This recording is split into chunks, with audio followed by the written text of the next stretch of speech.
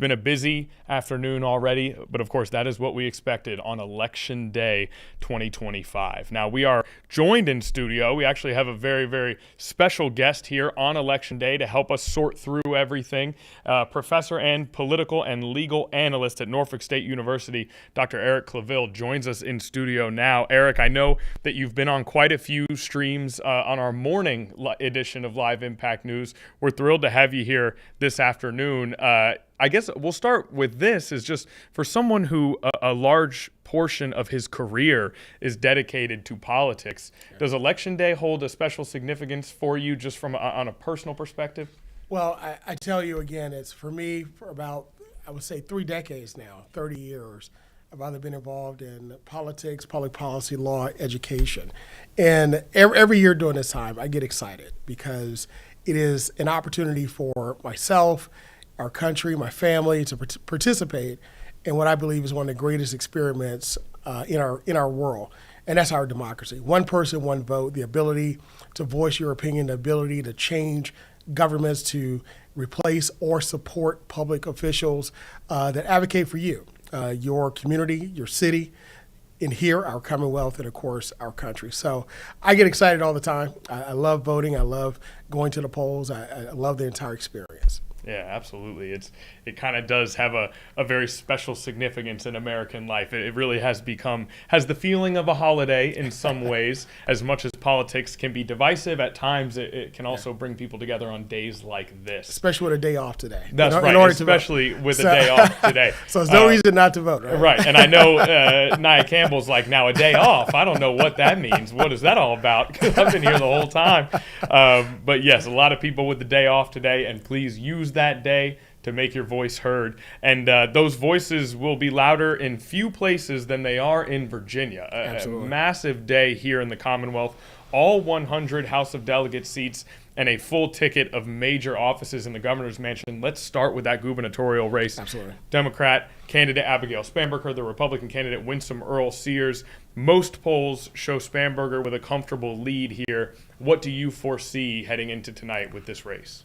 Well, first of all, make no mistake about it. Today, the Commonwealth of Virginia will make history. We will elect the first female as governor of the great Commonwealth of Virginia in its history. You know, this is whomever is elected, whether it be the former Congresswoman Abigail Spanberger or the current Lieutenant Governor Winsome Earl Sears, who would also be the first black woman elected governor in any state in the history of the United States, and also one of the first Jamaican Americans elected as governor as well. With that being the case, whatever happens, this shows progress. This shows that democracy works. This shows that anyone can ascend to the highest office in their jurisdiction, in their state. And of course, we know with the re-election of Barack Obama to the presidency. As it relates to this race and seeing it from the very beginning, when both candidates were testing the waters and before the official campaigning season started, you know, this race became a little different. And became a little different not because of the historical context, but it became different after the presidential election. We see the policies of the White House and also of the Republican-controlled Congress, and really having a major impact here in the Commonwealth of Virginia, whether it be through the cutting of jobs, through DOGE, whether it be of the reshaping, the drastic reshaping of federal government through agency and policies and executive orders, or whether it be the fiscal policy or international policies. We see here at the Commonwealth of Virginia that the candidates, they have to choose. And what's going to happen is that the voters are looking at the policies that the candidates represent and what policies will they champion, not just for the Commonwealth, but as I always say, as Virginia goes, so goes the rest of the country. And no pun intended, but we are the cardinal in the coal mine. So this election will have a lot of significance for historical purposes, for progressive purposes, but also for policy purposes and how we believe the country is feeling about the impact of the federal policies out of Washington. Now, Cardinal in the coal mine, we're stealing that from you. If you see us using that in the future on Live Impact News, don't come for any publishing from us. That I love that.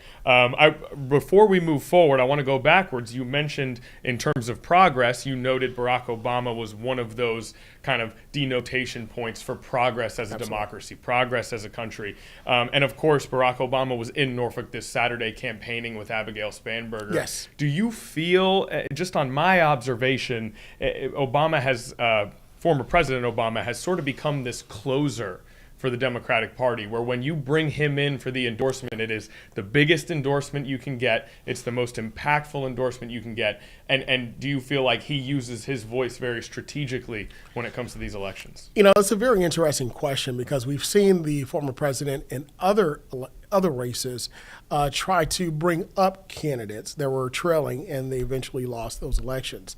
So you mentioned being a closer. I think where this had the potential, and we saw the polls going back and forth, both for the gubernatorial race and especially for the attorney general and lieutenant governor race, which is very close. It's almost unexplainable how close the LG race really is, given the two candidates. We'll talk about that in a moment. But as a closer, his presence here, standing shoulder to shoulder with Abigail Spanberger and the Democratic team, packing the Chartway Arena here in Norfolk and voicing his endorsement, but not just his endorsement, but really being Obama-esque, right? When mentioning and talking to the American people represented here in Norfolk and abroad about what's at stake for this election, about the time period that we're in, the impact of policies, and what the future can hold, when we look at whether one side is elected or the other.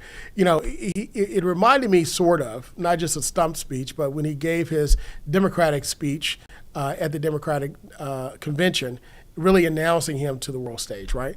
So in that, to your point, I believe I think it was a combination of the time period, the election, and also his presence that really helped to push, I believe, the polls a little further and out of reach of the Republican nominee. And that you're referring to way back, 2004, I believe, when that speech sort of propelled him into the public consciousness and announced him as a national politician.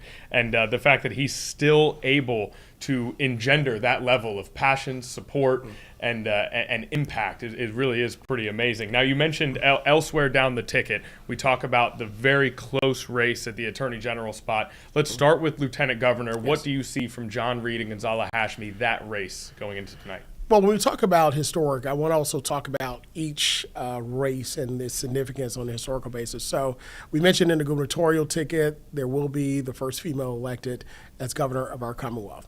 It could be the first black female as well. When you look at the LG race, we'll have the first Muslim and Indian American elected as lieutenant governor, or the first openly gay male elected as lieutenant governor. So when you look at that ticket, that race itself, I mean, it's historic for many reasons, because both of those individuals represent segments of our population that are marginalized, and also in some circles and in some advertisements are actually targets for wedges for each party or various parties or various races. But when you look at this race, it's close, it's very close, and where some believe it should not be, and others say, well, it's close because of the lack of really the focus on this particular race. Lieutenant Governor itself, that office, is really like the Vice President of the United States. It's really a thankless position, but it's very important. It's ceremonial, but it's also very important when it comes time to cast votes, step into the stead of the governor or presiding over the Senate as the lieutenant governor does. With that being the case, we see Senator Hashmi really not get out there a lot of money, not really focus on that particular race as the AG or as the gubernatorial ticket goes. But still, in her area where she represents, Chesterfield, Richmond area, Northern Virginia area, very well known, became well known in this area because of the surrogates that are here. So enough in order to know that this is the candidate. As it relates to John Reed, keep in mind, not a public official, radio personality, but also have family in politics, of course.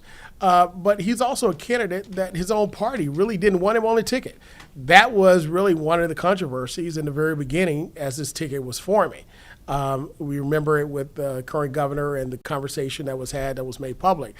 But with that, we saw this race being the closest of them all, within 2-3 percentage points, the margin of error. But since that time, when we talk about down ballot, we've seen again that particular race also increase as well on the margins. So, I foresee not so much the LG race carrying or bolstering the gubernatorial ticket, but rather the gubernatorial race bolstering and carrying the LG race on both sides. Yeah. And when you lay it out like that, when you talk about how close it is, but then you hearken back to the controversy at the beginning of the campaign for John Reed.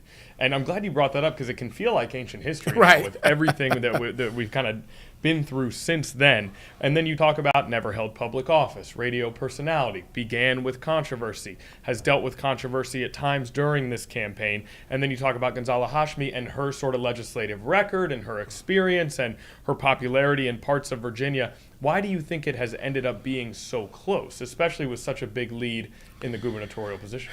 I think in part, again, lack of exposure, number one. Mm-hmm. Secondly, no debates and no friction as we see. These are just two individuals with their own personalities and who they are. I think that played a part in helping to make this race closer. Again, given that these two individuals represent sectors in society that are usually marginalized or used as wedges in political campaigns and the like. Okay, so very much a close race there, and a close race for Attorney General as well. Jay Jones and Jason Miyares, what has become the most controversial of all three races, with the scandal involving text messages from Jay Jones Absolutely. That were released, that surfaced to the public, in which he used rhetoric surrounding political violence, and yet a close race. I will ask, now that we're here, and it has been some time since that text message story broke, mm-hmm. How big of an impact do you think it has ended up having on the eve of the election? Is it as outsized of an impact as maybe it seemed like it would be at the start of that story? Well, it's a very good question because you mentioned former President Obama, who became Senator Obama first, his speech in 2004. We went back 21 years. You asked me how long I've been doing this and doing it. So, but it looks like the October surprise itself was months ago, right? So with that, of course, the text message scandal, again, private messages that was made public given over 2, maybe 3 years ago, and then made public during the election itself. The campaign as an October surprise, it actually flipped that particular race. We do know that Jason Miyares, the first Cuban-American statewide elected official in the country and here in Virginia, and could be the first reelected, right? That's historic within itself. Jay Jones could be the first black attorney general, again, historic in itself, with a legacy of family in the legal arena. Here with his father, late father now, Judge Gerald Jones, and his mother also being part of the legal community. With that being the case, that particular text message scandal itself, the October surprise, it ran its course. It literally flipped the race in favor of Jason Miyares, who is a popular attorney general across the board, and even more popular within his own party, and has a lot of national appeal as well. Keep in mind, he did receive the endorsement of current President Trump, whereas the lieutenant governor did not receive an official endorsement, just an endorsement in party, but not in name, when he had the opportunity to do so, especially not just on Air Force One, but also here for the 250th anniversary of the military at one of the grandest and most historic settings, being the naval base here in Norfolk, the largest naval base in the world. But he refused to do so, or did not do so. With that being the case, when you look at this particular candidate, Jason Miyares, the current attorney general, his popularity shot up. The debate itself, I think both candidates did what they had to do. I think it was a great opening and closing arguments with some cross-examination in between. Keep in mind, we're talking about attorney generals that was held at a law school, University of Richmond School of Law. With that, I think both did what they had to do, but I think ultimately after it ran its cycle, the news cycle, to 3 weeks max, then we started to see the voters start to look at not just the individuals and what they did or did not do, what they said or what they did not say, how they're perceived, but rather what will they do in office, if elected, when it comes down to them having to defend against policies or what some may say overreach of the federal government, or push back against policies. Because again, we'll talk about the House in a moment, and of course the importance of the House and its margins, and how, of course, I believe the Democrats will hold, just given the lines that we have and how things shape out, but how big of a margin. But that becomes very important, because as the General Assembly passes certain actions of the General Assembly, will there be a support or will there be a challenge by the Attorney General, depending on which Attorney General is elected? And let's not forget the executive orders by the governor's office, which also have the force of law as well, just as statutes do from the General Assembly. So a very important race. We've seen now with Jay Jones, I saw one article say back in the Democratic folds in good standing. But I believe that the voters themselves, again, when you really sit down and have a chance to really think about it, individuals are very forgiving of their own party members, whatever side it is. They're very, very forgiving and very forgetful. And they start to look at who represents their policies and who represents their interests and who will stand for them and who would advocate for the policies that they themselves feel are very important to them. So if I were to, when it comes to that race, and you're talking about people sort of turning their attention from maybe the scandal that we talked about back to the issues and what actions will actually be taken in office by the various candidates, you would say then that the passage of time actually more impactful in that shift than anything Jay Jones did himself or the continued federal chaos in Washington? Well, the time does play a major factor, but also justification, right? Those that felt that the Republicans were holding the high moral ground and asking Jay Jones to step down, also looked at the current president and also members that voted with him on many things, and again, compare and contrast the two. Whether it be January 6th, whether it be many other actions, or whether it be the trials or that the current president went through. So again, when you look at it as a whole, candidate party members or receive a lot of grace from their supporters and their party when it comes time to actually vote, because at the end of the day, it is about policy. It is not just politics, but policy. And what policies do you believe will be impactful and for your side of the aisle, but also really when we think about it for the country. Yeah, very good. And we talk about how history will be made in the governor's mansion no matter who is elected, because there will be a female in that seat for the first time. But a new person in that seat means the current governor is on his way out of that seat. Governor Glenn Youngkin has come to the end of his term as governor here in Virginia. I'm wondering, do you feel as though Governor Youngkin executed what he set out to do when he took this job, or what he said he wanted to do when he took this job? And then what do you think the future holds for Governor Youngkin, especially in terms of, does he have a future as a national politician? Well, first of all, I'll say that Governor Glenn Youngkin is a very popular governor across the state, but even more so in his party.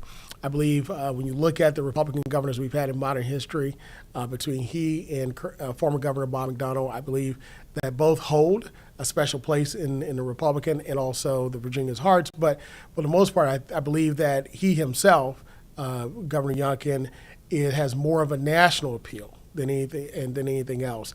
I believe that every governor is ambitious, right? Every governor has the first 100 days and things they want to do and visions that they have. But just the cycle of politics and the checks and balances that we have in our government, when those checks and balances actually are implemented, we find that those ambitions come back down to reality. Then it comes back down to negotiation. Then it comes down to the mediation. Then it comes down to what actually is. I believe that the governor was able to enact really two things in the public view, but also a lot of policy agency-wide that he promised to his supporters. The first is that I believe the one thing he can hang his hat on, not just in Virginia, but nationally, with Virginia being the number one place to do business. With actions by the General Assembly, the Democratic General Assembly, and the Democratic governor prior to him coming into office, I believe that with that, he continued to champion and move that marker for that the country itself could see that Virginia was highly successful in places to do business. And even to this day, still in the top 5 of the country, given all of the economic impact that we currently have. The balance sheet that we have and being, again, coming out from previous governors, Democratic governors, coming out of COVID, and even now, Virginia is a very good position, in a positive position in reserves, economically, retirement system, and the like. In other words, we are a stable state, even given what has happened with DOGE and the cutting of jobs, cutting of federal contracts across the board, and the impact of cutting, even more cutting of projects just across the board, especially in the defense-wise. I believe also education. Remember, day one, very similar to the current presidential administration. The kind of, I would say, the rewriting of history, but the non-teaching of certain history. If you remember, the president even stated in the Museum of African American Art and Culture, he wanted the good parts of Black history, or the more cheerful parts, in order to be taught, and not the harsh things. Well, all of African American history, all of America's history is America's history, good and bad. But we saw what happened with Governor Youngkin in one of his first 100 days orders is for CRT, critical race theory, and what they call divisive theories being taught in school and the like. That was something that, of course, he ran and really won the governor's office with, because after that only debate that was held between he and former Governor McCullough, the comment on education and then taking that and writing it to, again, we saw giving power back to the parents. We saw school board meetings being well attended, overrun. Now they're back to what they used to be, hardly attended. You saw the red sweaters vests come out. That was part of the mark of giving power back to the parents in their education of their students, and also from a policy standpoint, pulling money from public education and giving it to charter schools. But again, checks and balances, not too successful there because of the General Assembly, and also the support of public education as a whole, as opposed to charter schools, which don't really fall under a lot of policies as it relates to the children that they educate, how they educate them, and other policies as it relates to children's with disabilities. So when we look at the governor himself, popular here in Virginia, I think he'll go out with very high marks, even more popular within the Republican Party nationwide. And when we're talking about the next steps, I've always said that he has a national appeal. I believe that he, if not has aspirations to become president, we can look at him throwing his hat into 2028 to run. But keep in mind, there's another national position available here that will be opening up next year by way of election in 2026, and that is the election of one of our U.S. senators currently held, Senate seats, currently held by former governor and current U.S. Senator Mark Warner. So 2026 is definitely not just a year midterm, but it's also for all of the House of Representatives in Congress, but also for 1/3 of the U.S. Senate, and one of those seats here in Virginia will be up for election. Both of those seats currently under Democratic control. So seeing a popular Republican candidate come in and challenge for one of those seats. And also held by 2 former governors and held as well. By 2, great point. So therefore, if you look at the trend, he fits right into that trend, right? The pathway is clear there. You come to Virginia, you govern, and then you join the Senate. It appears to be a trend. We'll see if it continues with Governor Glenn Youngkin.